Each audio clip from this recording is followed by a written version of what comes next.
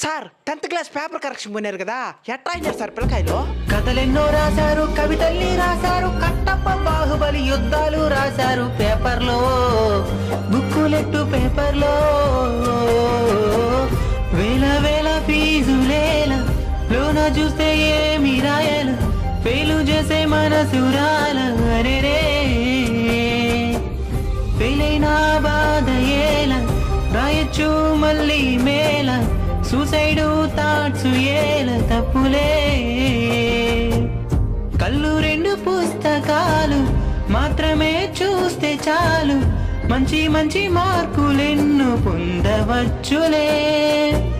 చదువులేని గొప్ప వాళ్ళు చేశారులే ఎంతో మేలు, వాళ్ళలా బ్రతికితే మీరు సూపర్ హీరోలే.